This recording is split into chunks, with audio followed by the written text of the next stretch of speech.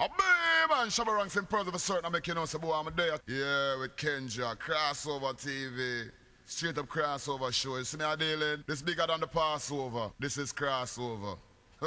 But tell her mommy, tell her mommy, tell her mommy, name Shabba. Tell her mommy, tell her mommy, tell her mommy, name Shabba. A big Shabba there, I watch a crossover TV with Kendra. Boom. Hey, yours truly, Kendra here. We're so live. Crossover TV Live with Kendra. We are live all over the world. www.bronxnet.org. Tell a friend to tell another friend. And we're going to go to a very special clip. And this is our covering 50 years of hip-hop at BronxNet, Crossover TV, yours truly, Kendra. And then we're going to bring the Latino spin on this thing with the L line. So lock your dials right here, Crossover TV. Check out our slideshow.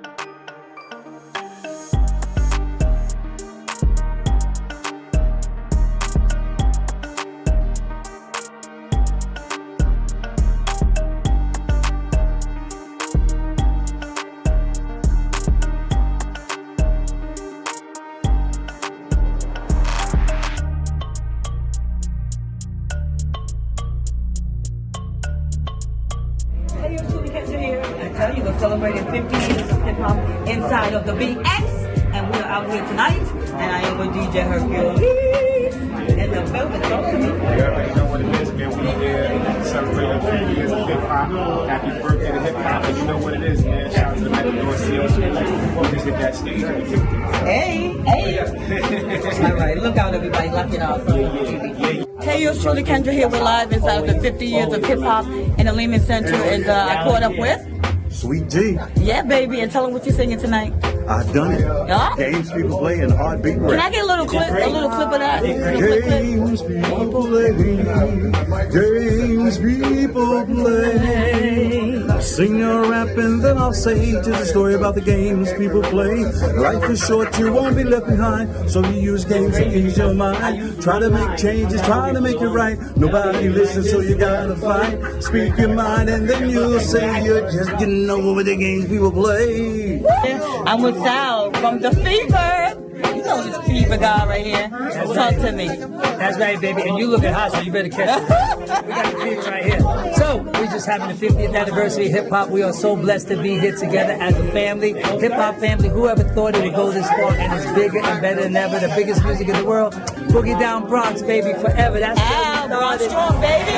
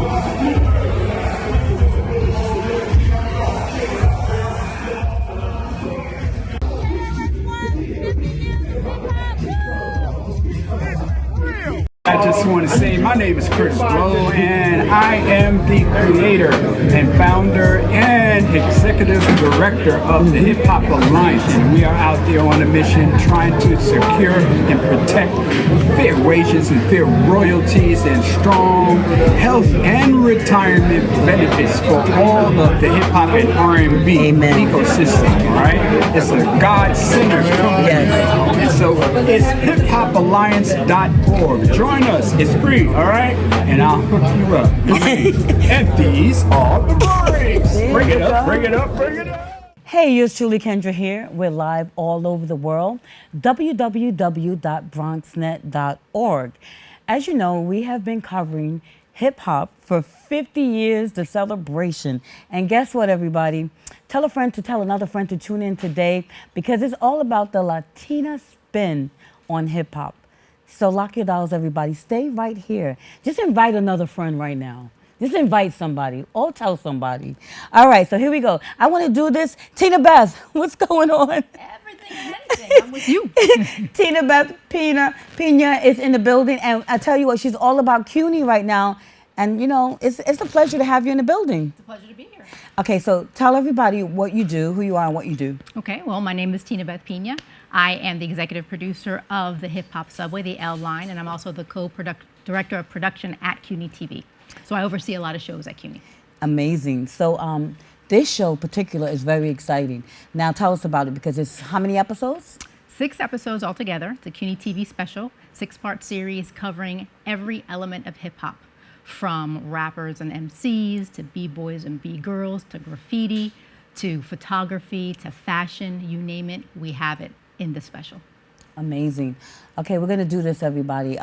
As you know, everybody, we're just gonna have these chairs fill up. So they're gonna fill up one by one, maybe 2 by 2. But we have some iconic folks in the building today, and you're gonna see them. I'm not even gonna say anything else. You're just gonna see them in a minute.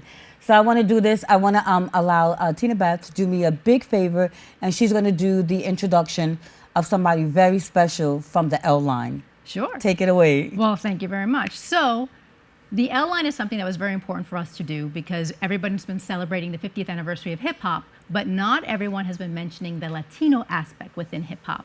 And since I work on a show called Latinas that airs on CUNY TV, who better than one of my fellow correspondents to host the show? And that's Elena Romero, the hip hop expert and author of 2 books all about hip hop. She co-curated a hip hop exhibit at FIT, and she's just moving onwards and upwards in everything media. Amazing. So we want give a round of applause and see. We got enough people in this. Can we do it? Crossover? Yes, we can. Hey. Hey, thanks for having us. Somebody very special, a good friend of mine, told me about you.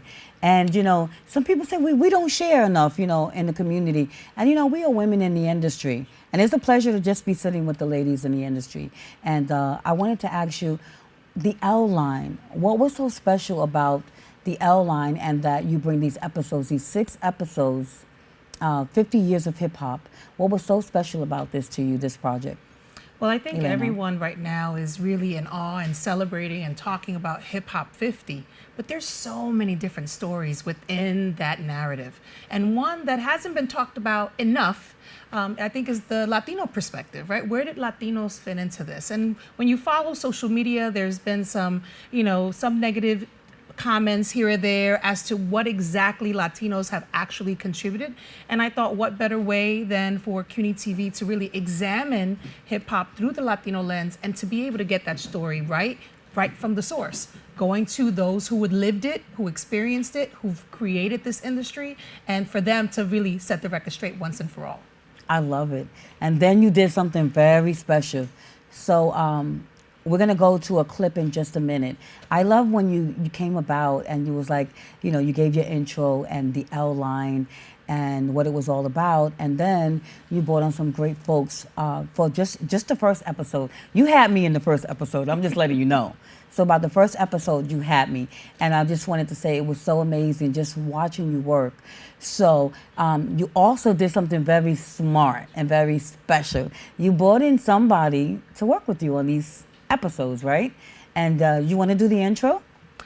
Yeah, so you might know him from back in the days, Video Music Box. His name is Tuffy Questel. He's my host on the Hip Hop Subway, the L Line. Whoop, whoop. Yeah. What's going on? What's It's the going on? takeover of the crossover. This is what we do. All right, that's what So I'm gonna stand right here. This is what I do. This is what I do. I'm gonna allow you to do No, this. I'm not. I'm just playing. You could no. We're not not what I playing. do. We're That's not not playing. what I do. We're not playing. This is not my show. This is the community show. This is y'all's show today, and this is all about CUNY and this project today. And we have been following 50 years of hip hop. Yes. We just did the Fever with Sal over at Lehman, the Lehman stage. So we've covered every aspect of 50 years. But when Coach came to me, I said, he said, yeah, it's a Latino take. I was like, Latino take? I said, I just thought it was all one. So then that introduction of, I want to say, I love you, Elena. And then Elena bought a Tuffy, and then I spoke to Tuffy, and I was like, we got to do this. And so we're here. I think that people talk about the separation, but it's not separation. It's actually inclusion. We've always been together.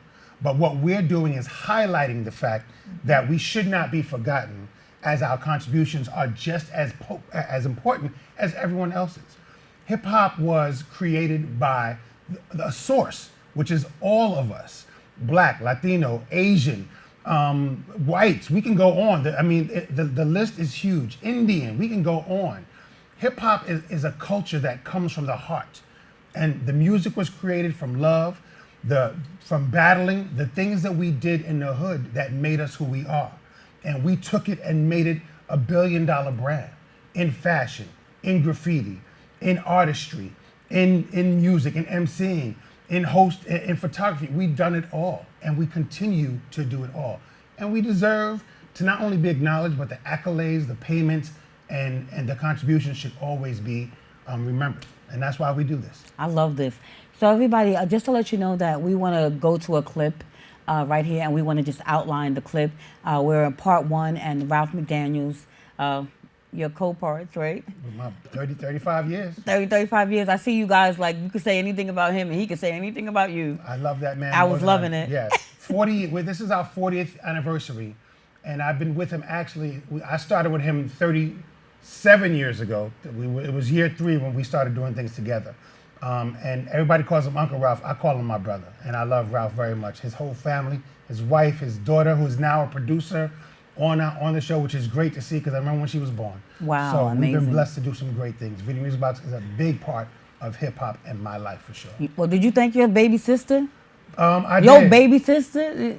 Listen, I'm grateful. Kendra is who she's talking about because that's my sister. Her mother, my father are family, which makes us. We'll talk about it later. But regardless of the fact, this is a relational situation, and I'm grateful to be a part of this panel, a part of this family. Yes. And it's a crossover takeover shutdown, and we're here. Shut it down. Shut it down. And when I was talking, your sister is the one My that sister introduced Cheryl, you, yes. right? She's not I'm her baby brother. She is the oldest of the 3 of us. My sister Cheryl. And if it wasn't for Cheryl, I wouldn't be doing a lot of the things I do. And she was cute. I saw that little photo. I said, go ahead, girl, you doing it. She's a beast with it. Listen, I love my sister. She's everything to me. Both of my sisters mean the world to me. Cheryl is the creative, so that's why Cheryl and I are a lot closer because we do the creative. Tracy is the theory person. I have a master's and I'm brilliant, and I can tell you why you're the way you are. And I'm like, I'm not talking to you right now. I can't handle breaking me down like that. I'm gonna go with the creative, and that's Cheryl. So I'm grateful to both my sisters. Well, we gave her street creds right here. All day. All day. So this is what we do. a big shout out. So I want to do this just to say I want to come back to the 2 of you coming together on this project. And what was your favorite shoot out of the 6 episodes? Can you pick a favorite, or they were just all so phenomenal that? I think they were all great because Elena is an amazing leader. Tina Beth is an amazing. She's the floor captain. She's the Michael Jordan on our set. End of story. Right. She tells us what to do and why to do it. And then all of the creatives that came together, every guest was fun for different reasons, except for one. And we're not going to talk about that person. Everyone was great. See, we always got one of those, right? You have to. And you know what's funny? We laugh about it. We talk about the word stank comes to mind. But we're not going to glorify that. We're just going to say you have to appreciate the good and the bad no matter what. And we are Amen. grateful to all 30 guests across Amen. the board. They were all amazing. Okay. So this show is going to run, and we don't have, just to say, folks, everybody, you can tune in, lock your dials. www.bronxnet.org is going to air in the following week. But I want to do this, if we can just segue in and just take a soft moment of silence. We don't want to forget folks that lost their loved ones on September the 11th, so many years ago. So we want to just take a brief moment of silence in studio. Can you guys help me with that? Mm-hmm. Okay.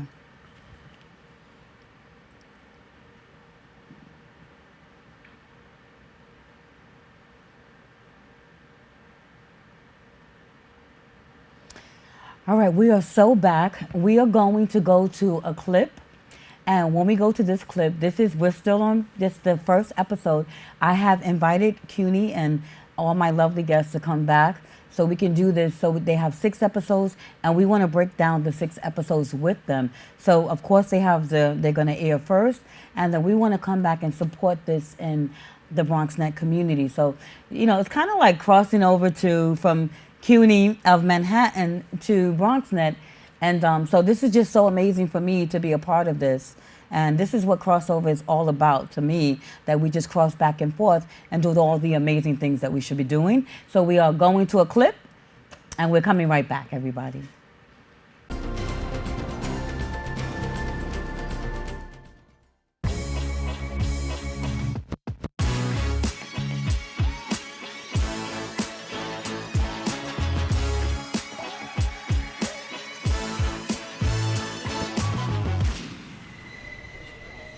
Hi, I'm Elena Romero, and welcome to the Hip Hop Subway on the L Line. This special 6-part series celebrates the 50th anniversary of hip hop, presented by Latinas and CUNY TV. We'll be examining the global phenomenon that is hip hop from every angle, specifically through the Latino lens. Some have questioned Latinos' place in hip hop, while others have argued that Latinos have been consistently left out of this conversation. While looking at the elements of hip-hop, Latinos have been in every position: MCs, b-boy, b-girls, graffiti artists, and DJs. And although not always receiving mainstream recognition. In this special series, we'll talk to the innovators who laid the groundwork, the brown artists who made it happen, and discuss what's next for us when it comes to money, power, and respect, just like Little Kim would say. Our first guest on the L Line is CCNY professor Warren Orange, who's been teaching the popular history, culture, and politics of hip hop course for over 10 years. Welcome. Hello. So Warren, we're celebrating the 50th year of hip hop. Where does this story begin? Origin stories are always contentious, so as an intellectual, you know that you can actually begin it almost anywhere you would like. Not anywhere. Some people can go all the way back to Africa, and I would be one of the people that would make it something that happened after the civil rights movement. And you saw particular kinds of frustrations being expressed in the artistic forms that were coming along in the 1970s, New York, especially the Bronx. So how does hip hop evolve? That's a trick question. It's like, it evolves because it was so captivating to so many groups of people. Built into the beginning of hip hop, you have such things as the battle. Each of the elements had some form of a battle concept that was associated with it. And in my estimation, that is the source of at least the artistic evolution of hip hop, because it's built into the DNA of each of the artistic forms. What exactly are the elements of hip hop?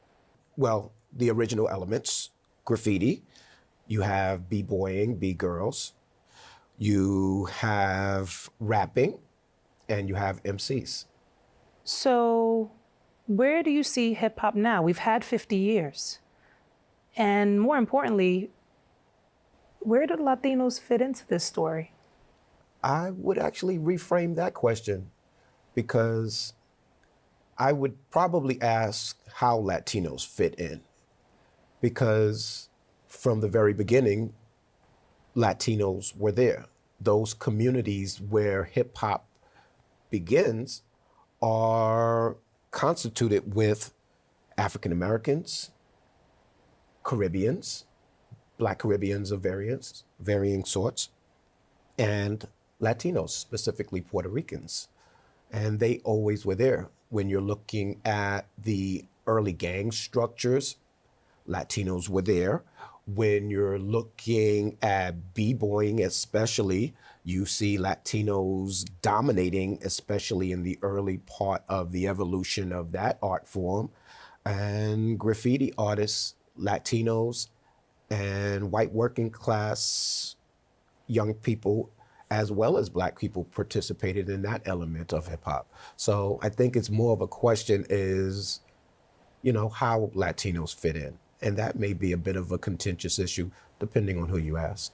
Let's give some of those Latinos their flowers. Who are some of the early Latinos that are in each of these elements that you recall made a significant impact on the culture? I'm from the Bronx, so Cold Crush means a lot to us. And Charlie Chase was a DJ for Cold Crush. I remember Charlie Chase. There was Prince Whippoorwhip, but we didn't necessarily see him exclusively through the lens of a Latino. Why not? He was because of his skin tone. There's a comedian that says, I'm black like this. And his skin tone, we saw Prince Whippoorwhip as just another Black person. And we sort of saw most of the Latinos that were around us as just another variation of Black people. But it didn't really seem like the Latino aspect became commercialized. Any idea as to why or why not? Maybe it had to do as much with which element, because unbeknownst to a lot of people in this generation, hip hop is not just rap, right? But rap has become the primary spokespeople for all of hip hop. They are representative of everything hip hop. When, of course, just as we just mentioned, there are numerous elements, right? And KRS had a recent song referencing he has 9 elements at this point. And we know Bambaataa very early in the evolution of hip hop added knowledge as an element. Latinos were not participating as robustly in that element that became the most popular aspect of hip hop, which is rap music. So where are we now? And where could it be going? Mos Def once said, people ask, what's going to happen to hip hop down the line? He says, well, you just ask the question is what's going to happen to us down the line, and that will determine what will happen to hip hop. So some of it is undetermined. Thank you, Warren. I really love what you talked about today, and it's really important to set that record straight. We'll talk to you a little bit later in the show. We'll be right back.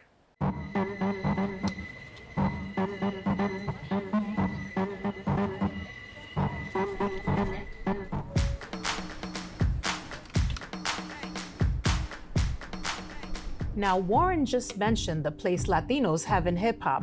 And to take that conversation forward, we have Kim Osorio, the former editor-in-chief of one of the powerhouse hip hop magazines, The Source, and award-winning photographer, filmmaker, creative director for Wu-Tang Productions, and the founder of the official Latino Film Festival. And by the way, my NYU hermano, Danny Hastings. Welcome to you both.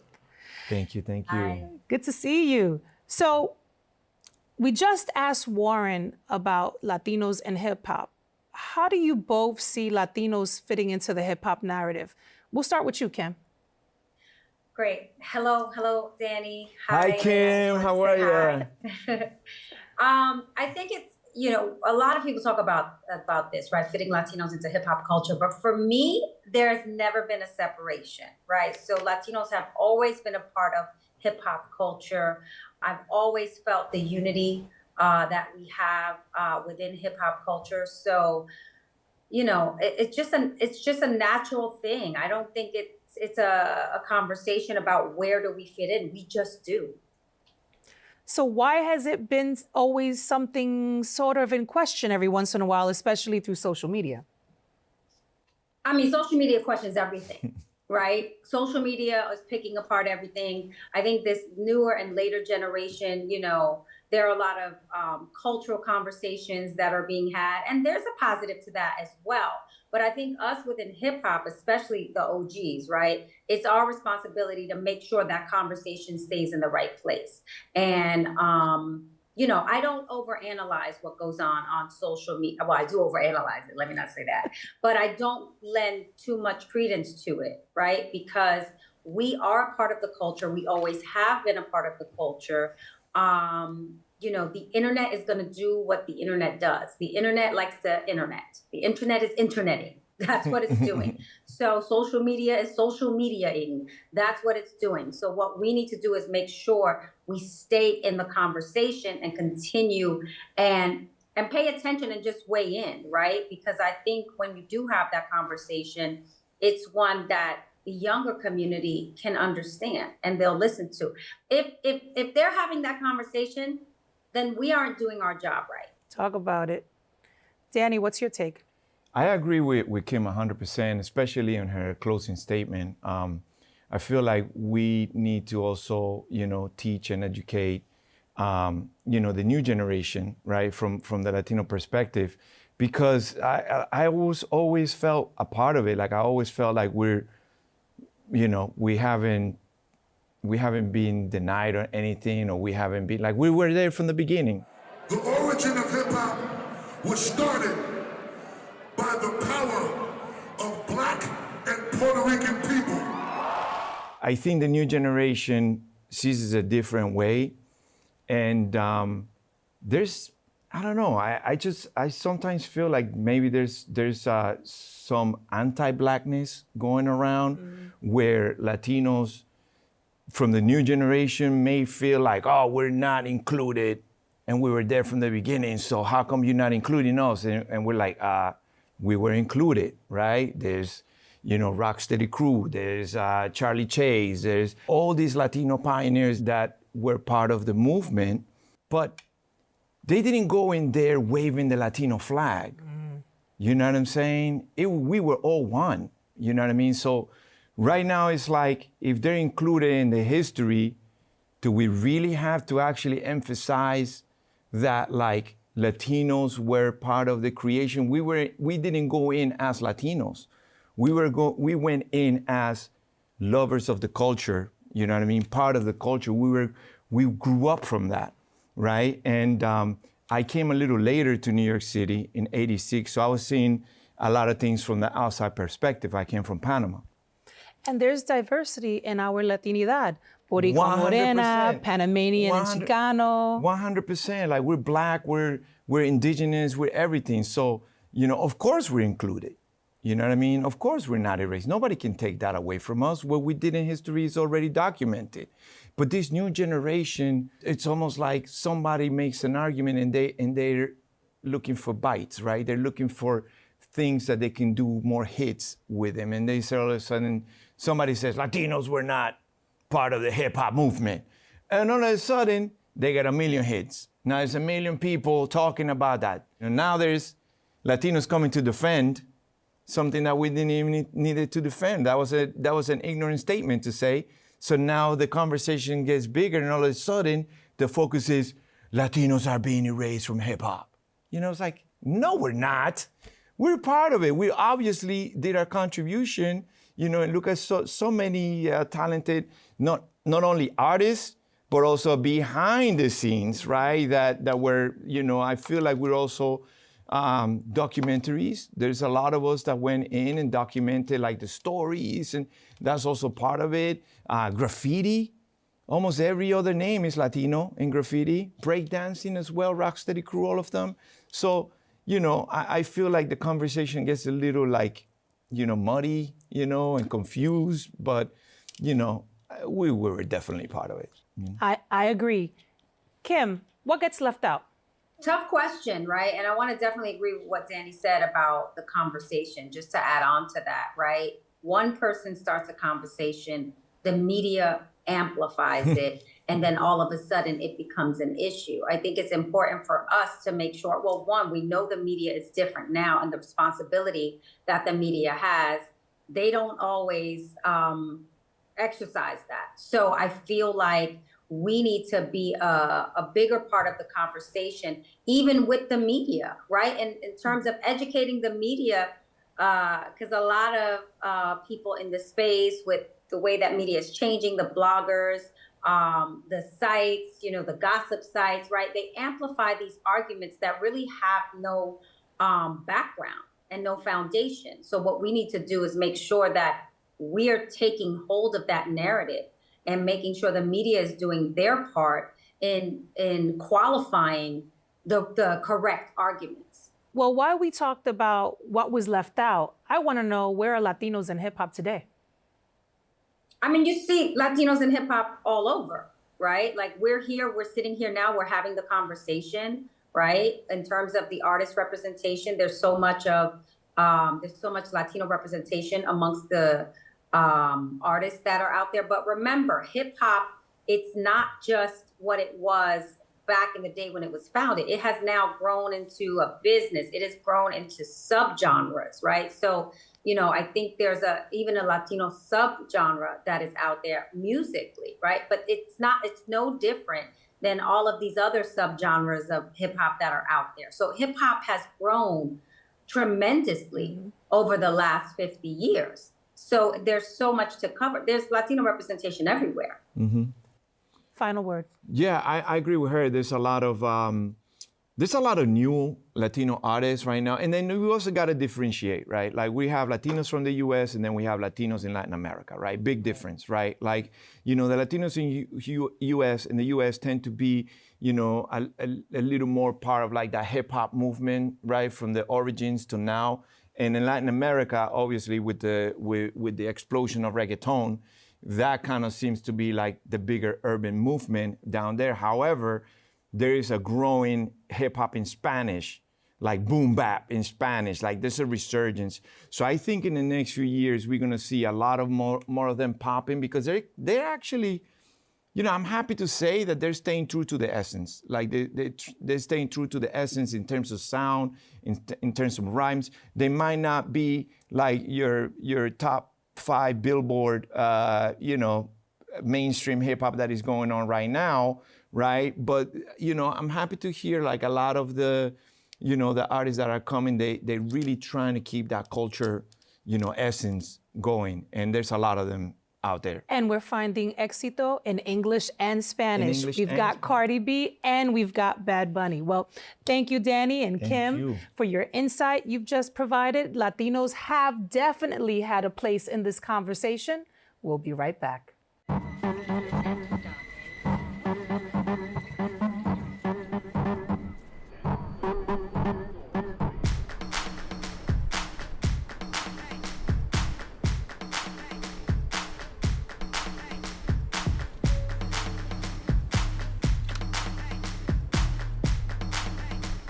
Welcome back. Professor Warren Orange is here again to discuss CUNY's Hip Hop Connection. So, a lot of people may not realize that hip hop and CUNY have sort of a relationship for a long-standing period of time. What could you tell us about that? Let's start with the movie Beat Street. Well, I sort of think that the movie Beat Street was more of a backdrop for some parts of that movie. I don't know if that was as significant. I think what we attempted to do was far more significant in establishing a long-term relationship between hip hop and CUNY.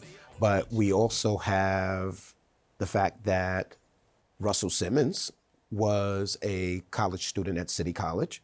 We have Curtis Blow, who is probably, I think, only the second artist to record a hip hop song, has a relationship with City College. He took classes there and recently was taking classes again at City College. So. Wasn't he in your class? Yes, he was in a class with me. So how was it having him in your classroom? It was completely an honor. It took a while for me to get myself together because I spent a lot of time being a fan of the music, and then you have to take him seriously at a whole nother level.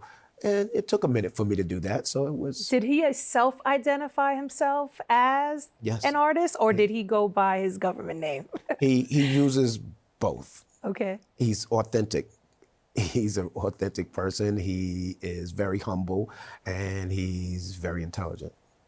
So for our viewers, let's get into some fun facts. So CCNY was kind of in the storyline of Beat Street, if I recall, correct? Yes. Part of one of the breakdancing scenes is in Aaron Davis Hall, an important building on the campus. And one of the characters is a student, I think, in performing arts at City College. Which makes sense, its connection with Aaron Davis Hall. Yes. And wasn't there also a concert scene that was shot at Aaron Davis Hall as well? I think the very last scene of the movie where Melly Mel comes out and sings the song Beat Street is in Aaron Davis Hall as well. And outside of CCNY, have there been other rap personas who have attended CUNY that you know of? Andre Harrell from Dr. Jekyll and Mr. Hyde. Previously, Dr. Jekyll and Mr. Hyde became the president of Uptown Records, was a student at Lehman, if I'm not mistaken. And from what I remember, I think even Cardi B attended a CUNY college, and J-Lo, they didn't necessarily graduate. Got to get that shmoney. Thanks again, Warren. CUNY and hip hop, who knew? Well, I did, because I'm a CUNY student too. And we'll be right back with 2 CUNY hip hop alums.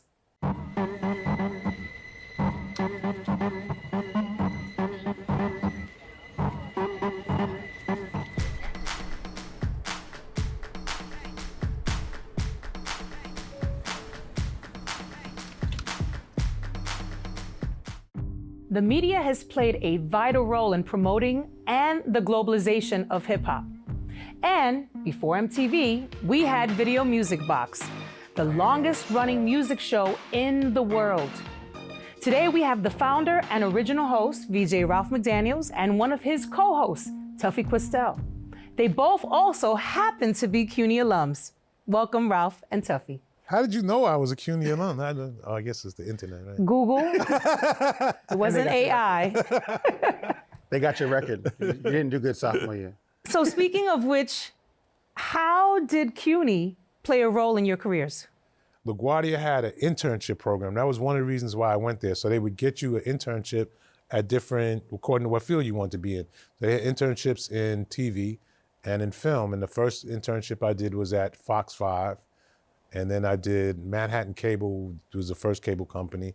And then it was NYC, WNYC TV, Channel 31, which I ended up getting a job there and creating Video Music Box there. What about you, Tuff? For me, it was City College and Bronx Community College. I went to Bronx because my dad graduated from Bronx Community College. So it just made sense, although I wasn't going into the nursing program like he did. Professor Valerie Capers, who was an amazing professor and blind musician, she and I sat and talked forever, and she just really inspired me.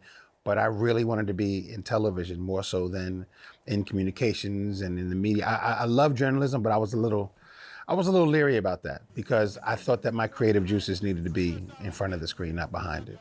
So now what made you both get into media at CUNY? Tuffy just mentioned communications and journalism. You know, there were so many of us that were coming up in that space. And we didn't have any, we couldn't get hired at the networks back then. You know, they were ABC, NBC, CBS. There was very small amount of Black and people of color in those spaces. And we had to go to some of the smaller low power stations so we could get creative and do things. And some of us then went to the network. So that was usually the path in the late 70s and early 80s. You know, it's changed quite obviously now. You know, Black folks is in prime time on everything, on all these channels, and it's not just Black people watching it, not just Latinos watching it. And owning channels too, right? Owning channels too, exactly. So we've come a long way, and I'm glad to see the progress. But I feel like myself and others like Spike and other filmmakers at that particular time were groundbreaking in introducing our folks into how to move in this world. Yeah. So important. It's so important to have key figures who take you under their tutelage. You know, Ralph is everyone's uncle, but he's also my uncle. He's also my mentor. Ralph put me on. You know, Video Music Box was a blessing to me, but to hear from him and to watch him move and to watch how he moved and how he brought young people of color, Black, Spanish, Indian, Asian, into the game, you know, they were interns, they were production assistants, and they got checks. They didn't just get credit. And that changed the game. The idea that you could work and get a check, ooh, please. Well, the check might have been small. You know, you could buy sneakers and some gum. But you know what? I got sneakers and I got gum. I'm okay with that right now. But that's what it was. Ralph, what got you started? What made you launch Video Music Box? The need to see something that I liked, that my generation, my age group liked on TV. Because prior to that, it was like a little older generation. And that happens, you know, I'm probably around too long for some people right now. There's a young kid going, man, get off the TV right now. But I wanted to see hip hop. I wanted to see music that I was into, if it was house music, reggae music, whatever it was. I wanted to see that on TV, and it wasn't, and I knew it existed somewhere. And so, you know, I started, you know, inviting my friends to come and be on TV. Come on up, and we play the music videos. And then hip hop has been very diverse. I think that's one of the things that Tuffy just said, was that it had no color. We all loved it. You know, if you were Black, if you were Latino, if you were Asian American, if you were wherever you from, white, wherever, I don't care where you came from, all you had to do was recite the words, and people were like, oh, you like that song too? And that was enough to, like, we hanging out now. You my best friend. However, social media has been saying somewhat otherwise. Let's get this record straightened out, right? What role did Latinos play in hip hop? You want to start? I will start. He's from the Bronx. I mean, I used to always say 1, 2, 3. My family's BDP because I'm Black, Dominican, and Puerto Rican. So, for me, hip hop was important. I spent my own money, not my mother's money, not my father's money, on buying records. We were always there. The problem was we were all trying to get in the door. So it wasn't Blacks doing it or Latinos doing it. It was all of us. You know, it was the melting pot. We were all trying to figure out what was the remedy, what was the solution to getting in the door and getting our own opportunity. Latinos been there from day one. Do not get it twisted. They got Breakbeat Lou. Breakbeat Lou been selling breakbeats for as long as I know. Whew. So how do he know which ones were the ones to sell? Say that. Man, we could be talking about this for hours, but unfortunately, we've run out of time. I want to thank you, Uncle Ralph, for being on the show. And Tuffy, of course, you as well. And we'll have to continue this conversation on our next episode. So Tuffy, since you're one of Ralph's co-hosts on Video Music Box, how about you join me as co-host on the next 5 episodes of our special? What do you say? I would love that. Thank you. Ralph, hold this for me. I'll be right back. That fast? Come on, bro. He's mine now. I'm Elena Romero. And I'm Tuffy Questel, and we'll be riding with you next time on the Hip Hop Subway on the L Line. Holla. Coming up on our next 5 episodes, we dig deeper into how Latinos and hip hop have been portrayed in the media. And we'll examine the elements and how we've always been a part of them. From fashion to photography, DJing, MCing, dancing, activism, and graffiti. It's gonna be lit, so make sure you come back and watch. Wepa!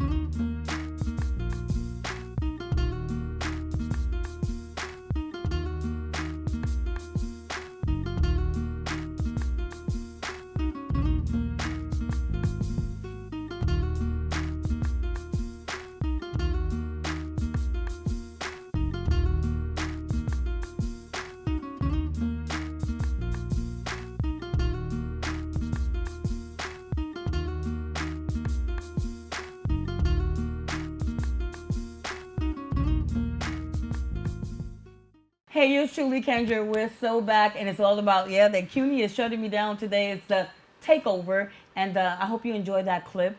And we're going to walk through episode 2 in just a minute, and I'm going to get Tuffy to help me do so. So Tuffy, tell me a little bit about that episode with Talking with Video Ralph, Music Box. Video Music Box was an era. It was a big part of the era of hip hop, and I'm grateful to Ralph. Ralph gave opportunities to so many people, including me.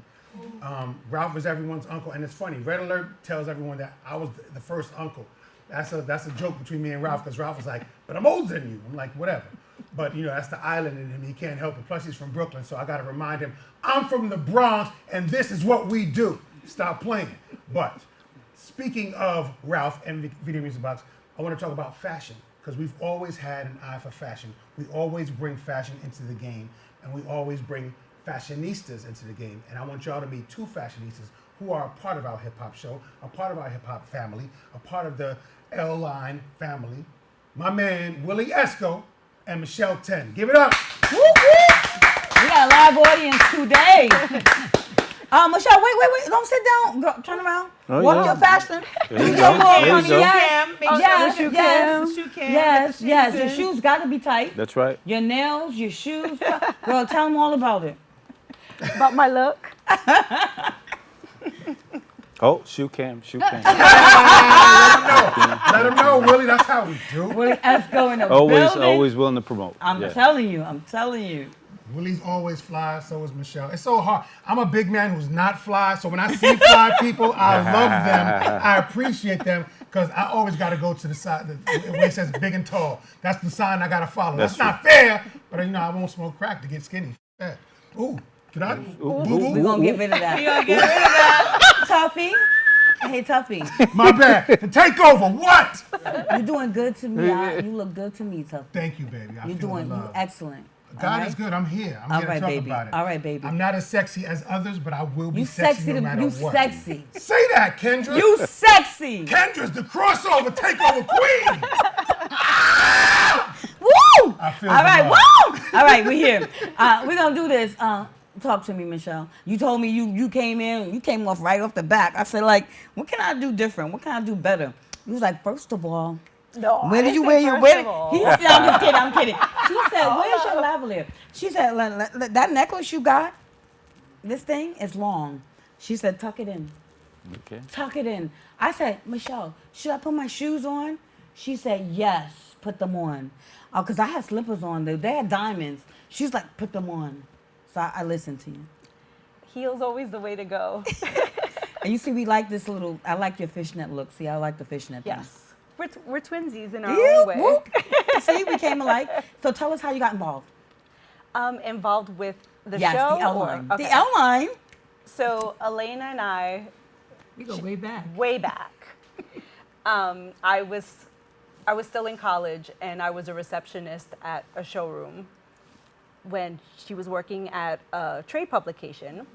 And, we had a mutual group of friends, and, we would all, get drinks and, after work dinner together. And this was in the late night. Yeah, like 90s. late 90s. Yeah, 90s. Yeah. Nice. And that's how we met. And, we've kept in touch ever since. And, I'm always grateful for her when she thinks of me for projects. And She's stuff being that modest. Right? So she went from a showroom receptionist to a celebrity stylist. And there's a lot of story there. Wow. In the middle. Yeah. So I think you kind of have Can to you guys walk clap us it up for her? through- Yeah, I did. Thank you. So you have to kind of walk us through where you had that aha moment that styling was really for you and that was going to be your thing. Well, I was going. Well, as a kid, I would make my own magazines. Like I would cut out images from other magazines and newspapers, stuff like that, and put them together and kind of create my own magazines. I didn't know at the time that that was a legit job, a legit career. So I remember, when it came time to sign up for colleges, I had no idea what I wanted to do. And I overheard someone say, pick something that you love to do for your career because that's what you're going to spend most of your days doing. So I signed up for fashion. I went to FIT. I took advertising and marketing, but I still didn't know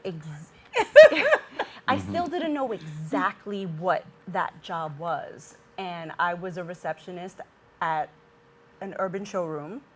And I just, I'm so grateful. I just met the most wonderful group of people, colleagues, and so as the years went on, meeting people, there was a job opening at the Source magazine for a fashion assistant. I was still going to FIT at the time, and I already knew some of the people that worked there through our like after work hangouts and stuff, and I applied for the job and prayed every day, and I claimed it to the universe. And it was, so what do you do now? What do you do now? I still work in fashion, so I'm a fashion stylist. I do costume design. I work on different types of projects. So advertising campaigns, album packaging, music videos, things of that nature. I love it. She's I'm so being proud modest. of you. We need to hear some name drops. Who have you worked with? I got my brain. Daddy Yankee. Nice. Tony Touch, Prince Royce. I always blank out when I'm thinking about the people that I'm working with. Fat Joe, Nice. Kid Capri, Ja Rule, Nice. Ashanti. Nice girl. Yeah. Yes. Okay. So I want to do this because you're sitting next to the legendary. The big dog.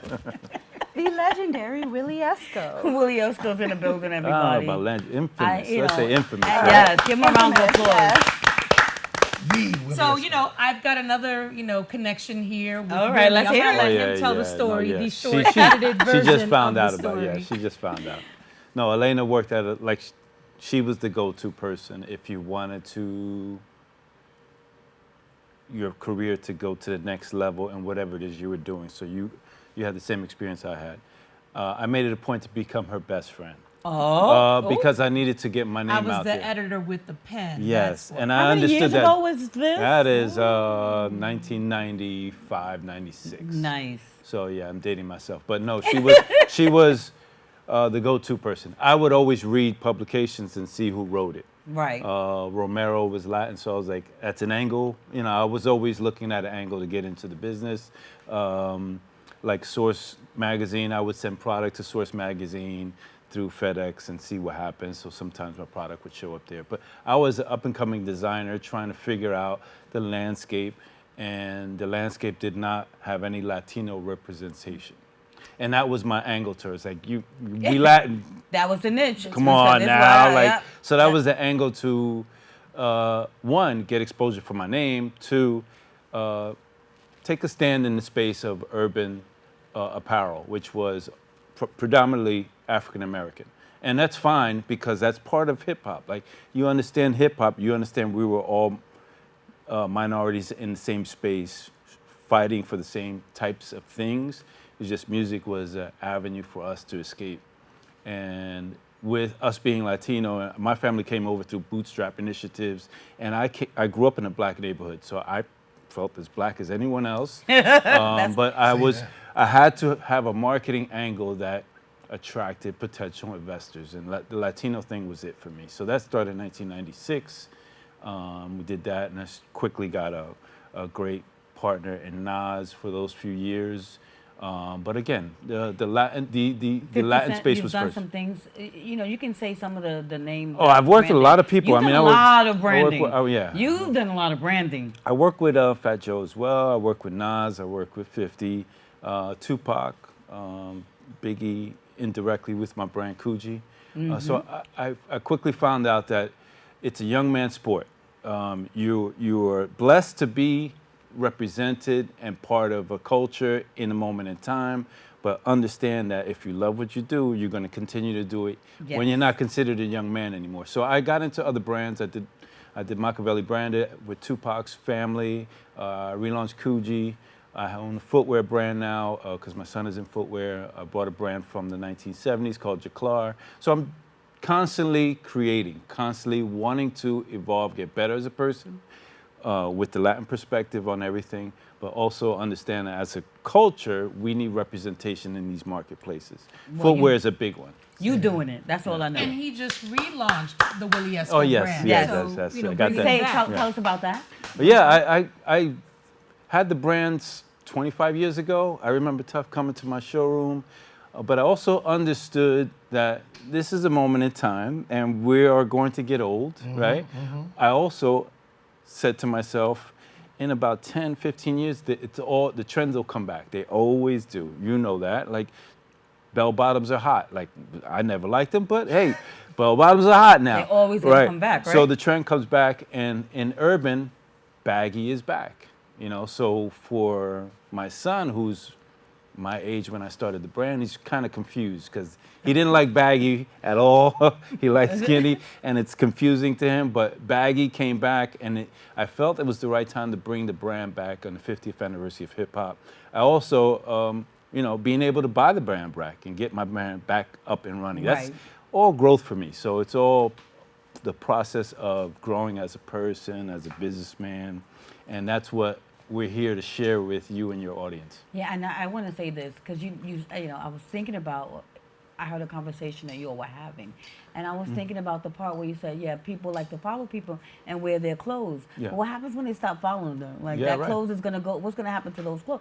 So you're excellent in branding. So I would really like to have you all come back. Sure. And we're gonna go more in depth. The next time that you get to come back, you know, we'll do less and less so we can say more and more to the audience. And I just want to thank you guys for coming down here and doing the takeover, the shutdown. We Thank do. you for having us. This is what we do, right? And what I love, I want to say one thing about what Willie just said. The one thing that's beautiful about having 25 years later is what was is vintage. Correct. And what is will become classic. I love it. And that's a beautiful thing about love what it. they're doing. I love Fashion it. is it. Let's I go. want to just salute you guys. Thank you so much for taking time out. I was getting my nails done. Willie Yep. called me. Got it done. They looking good. They look but good. I didn't know. I was like, thank you, Willie, for coming through here today. My pleasure. And taking your time to make it out. Everybody on the panel, thank you so much for coming out. And we're still not done yet. We got more work to do, right, got Tuffy? work to do. Let's go. The takeover is real. Yes. On the crossover with Kendra. Yes. What's up? All right, we'll be right back. We're going to a video clip. Check out this episode. This is episode 2.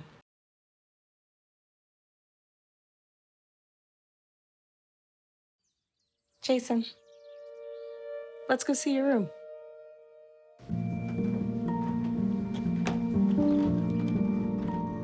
What do you think? We kept it a little spare, so you can decorate it how you like.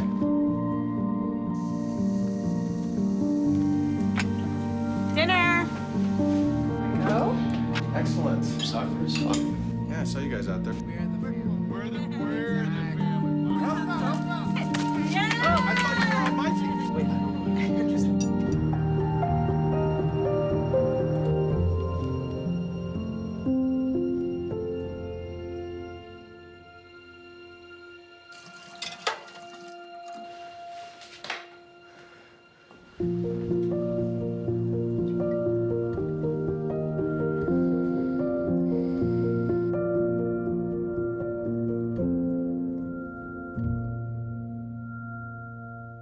There's so many rewards in life. You coming into our home was one of the greatest rewards we could have ever had. You know, it took 20 years, and I got my third child, who was 17 at the time.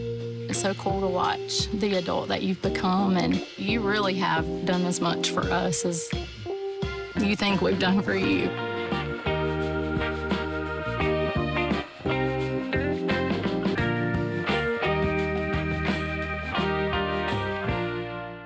Hi, this is Ed Robinson. Yeah, hear me? Without further ado, I could chant it now for the queen of all media. Na na, na na, Mama Kendra, oh, you're the greatest, yeah.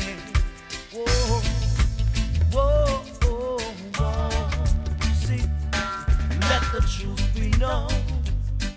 We never had a boring moment in our lives. No way. With Kendra on the radio.